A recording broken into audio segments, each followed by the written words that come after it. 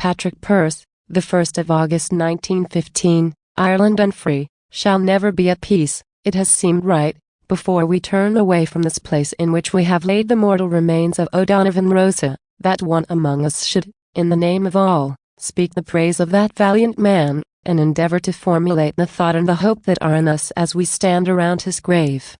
And if there is anything that makes it fitting that I, rather than some other, rather than one of the gray-haired men who were young with him and shared in his labor and in his suffering, should speak here, it is perhaps that I may be taken as speaking on behalf of a new generation that has been rebaptized in the Fenian faith, and that has accepted the responsibility of carrying out the Fenian program.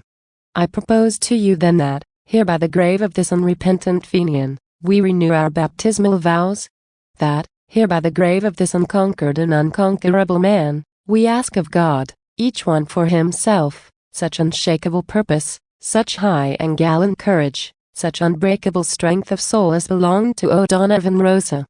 Deliberately here we avow ourselves, as he avowed himself in the dock, Irishmen of one allegiance only.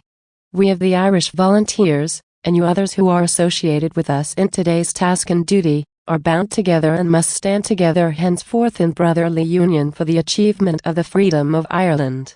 And we know only one definition of freedom. It is Tone's definition, it is Mitchell's definition, it is Rossa's definition. Let no man blaspheme the cause that the dead generations of Ireland served by giving it any other name and definition than their name and their definition. We stand at Rossa's grave not in sadness, but rather in exultation of spirit that it has been given to us to come thus into so close a communion with that brave and splendid Gael. Splendid and holy causes are served by men who are themselves splendid and holy. O'Donovan Rossa was splendid in the proud manhood of him, splendid in the heroic grace of him, splendid in the Gaelic strength and clarity and truth of him.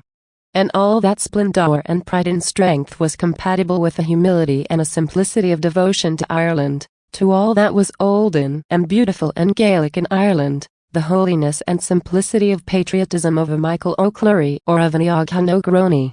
The clear true eyes of this man almost alone in his day visioned Ireland as we of today would surely have her, not free merely, but Gaelic as well. Not Gaelic merely, but free as well.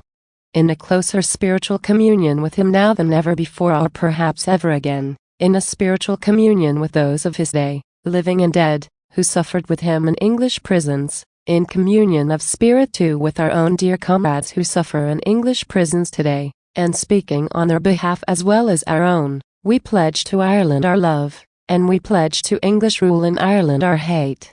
This is a place of peace, sacred to the dead, where men should speak with all charity and with all restraint.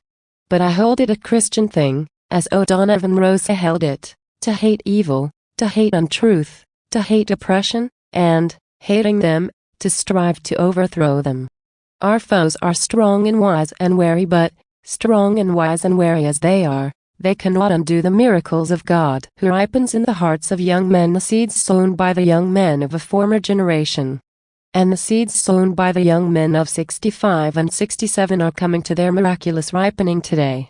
Rulers and defenders of realms had need to be wary if they would guard against such processes. Life springs from death, and from the graves of patriot men and women spring living nations. The defenders of this realm have worked well in secret and in the open. They think that they have pacified Ireland. They think that they have purchased half of us and intimidated the other half. They think that they have foreseen everything, think that they have provided against everything. But the fools, the fools, the fools.